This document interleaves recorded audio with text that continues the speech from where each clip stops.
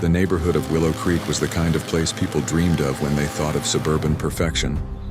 Rows of neatly manicured lawns, white picket fences, and cul-de-sacs lined with blooming azaleas painted a picture of tranquility. But beneath the surface of this idyllic community simmered a brewing storm, one that centered on a single homeowner, Mark Thompson, and his escalating feud with the HOA president, Karen Whitaker. Simply ask for adherence to the established road. A quiet software engineer in his late 30s, had moved to Willow Creek seeking peace after years in the city. His modest two-story home with its emerald green lawn and carefully tended flower beds was his sanctuary. He spent weekends mowing the grass to a precise height, trimming hedges into crisp lines, and planting vibrant petunias that earned admiring glances from neighbors. But Karen, a woman whose presence seemed to cast a shadow over every homeowners meeting, had other plans for Mark's slice of paradise. Karen Whitaker, a 50-something former real estate agent with a penchant for power, ruled the Willow Creek HOA with an iron fist. Her platinum blonde bob and perpetually pursed lips were as much a fixture in the neighborhood as the community mailbox. She drove a gleaming white SUV, a vehicle that seemed to embody her self-proclaimed authority. Karen's reign was defined by her obsession with enforcing the HOA's labyrinthine rules she often interpreted to suit her whims. From fining residents for slightly overgrown grass to issuing warnings for unapproved mailbox colors, she thrived on control.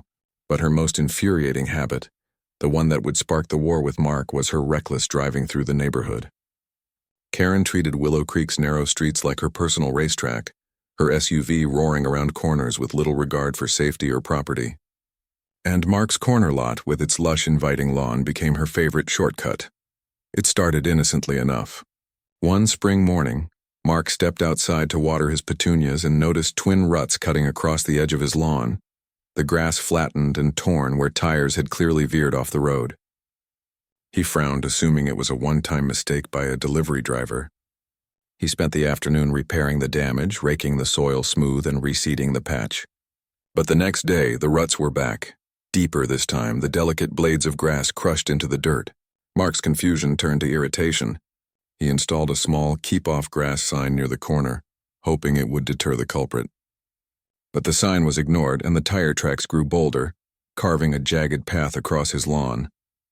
It wasn't until he caught sight of Karen's white SUV speeding around the corner, its tires chewing through his grass, that he realized who was responsible. Her vehicle didn't even slow as it clipped the edge of his property, leaving a fresh set of ruts in its wake. Mark's attempts to address the issue were met with Karen's signature dismissiveness. He approached her at the next HOA meeting, held in the community center's stuffy meeting room, where she sat at the head of a long table, her gavel resting like a scepter. He calmly explained the damage to his lawn, asking her to stick to the road. Karen's response was a tight smile and a wave of her manicured hand, as if swatting away a fly. She claimed she was in a hurry, that the corner was too sharp for her SUV, and that his lawn was technically part of the community's shared aesthetic, subject to her oversight.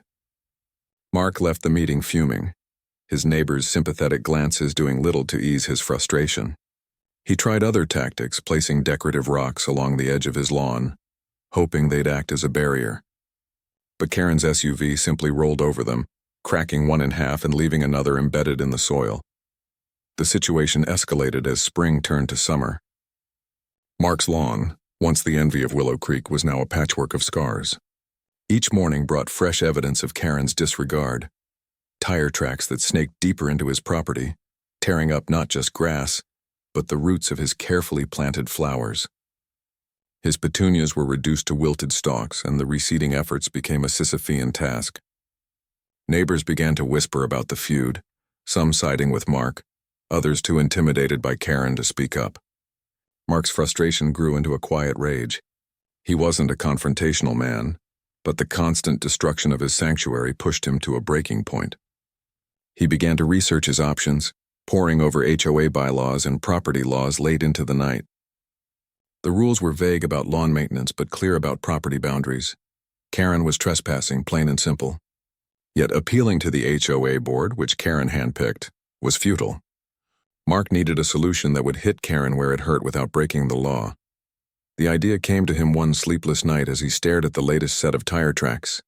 Illuminated by his porch light, Spikes, not the cartoonish, tire-shredding spikes of a movie villain, but something subtle, something legal, something that would make Karen think twice before cutting across his lawn again. He researched lawn aeration spikes, small metal prongs designed to puncture the soil and promote grass growth. They were harmless to feet when properly installed, but to a vehicle's tires, they could be a nightmare. Mark ordered a set of heavy-duty aeration spikes, the kind used for golf courses, their pointed ends just sharp enough to make an impact. He spent a weekend burying them just beneath the surface of his lawn, along the path Karen's SUV always took. The spikes were invisible, hidden by the grass, but they were there, waiting. Mark felt a flicker of satisfaction as he smoothed the soil, imagining Karen's next shortcut. Days passed, and Mark waited, his heart pounding each time he heard the roar of an SUV. He didn't have to wait long. One evening, as the sun dipped below the horizon, Karen's white SUV came barreling around the corner. The tires hit the lawn and there was a faint crunch, followed by a hiss that Mark could hear from his porch. The SUV lurched to a stop, and though he couldn't see Karen's face, he imagined her shock. The vehicle limped back onto the road, leaving a trail of flattened grass and a single deflated tire. Mark's heart raced with a mix of triumph and trepidation. He'd struck a blow, but he knew Karen wouldn't let it go quietly. The next morning, a tow truck arrived at Karen's house, and whispers spread through Willow Creek about her accident. Mark kept his head down, tending to his lawn as if nothing had happened, but inside he was bracing for the fallout. The spikes had done their job, but the war was far from over. The aftermath of the spike incident sent ripples through Willow Creek. Karen's SUV was out of commission for days, parked in her driveway with a flat tire that seemed to mock her authority. Neighbors exchanged hushed theories about what had happened, some suspecting Mark's involvement but none daring to confront him.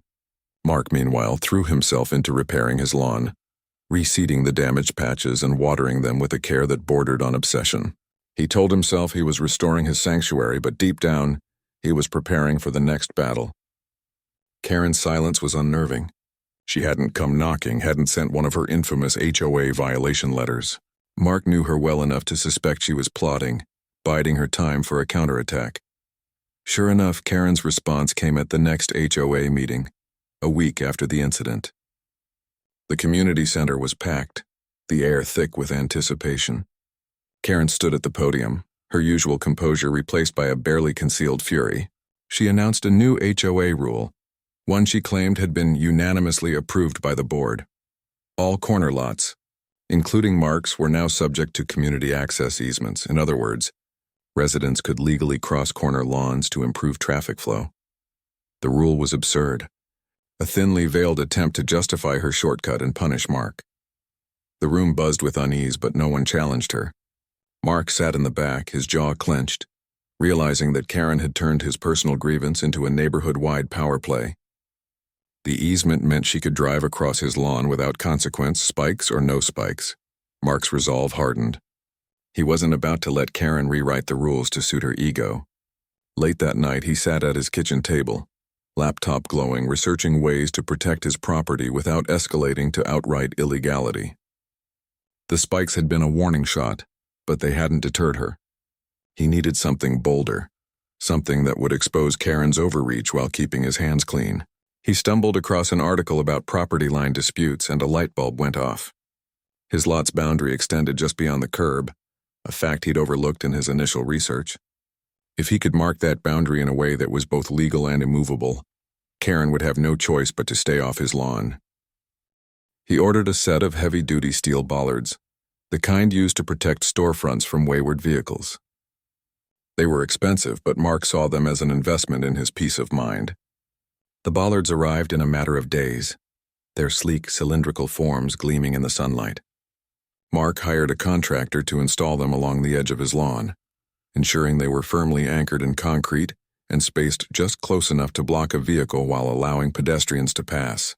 The installation took a single day, and by evening a row of polished steel stood guard along his property line, glinting like sentinels. They were subtle enough to blend with the neighborhood's aesthetic, but sturdy enough to stop an SUV in its tracks. The bollards changed the dynamic overnight. Karen's SUV no longer veered onto Mark's lawn. The steel posts forced her to take the corner at a crawl, her tires squealing in protest. Mark watched from his window, a quiet satisfaction settling over him as he saw her frustration mount. But he knew Karen too well to believe she'd give up. She was a woman who thrived on control, and the Bollards were a direct challenge to her authority. The neighborhood buzzed with gossip, some residents quietly cheering Mark's ingenuity, others whispering about Karen's next move. Mark tended to his lawn, the grass slowly healing under his care, but he couldn't shake the feeling that the battle was far from won. Karen's silence was a storm cloud on the horizon, and he braced himself for what was to come. If you're hooked on this epic HOA showdown, don't miss the next chapter. Subscribe, hit that like button, and turn on notifications so you can see how Mark's battle with Karen escalates.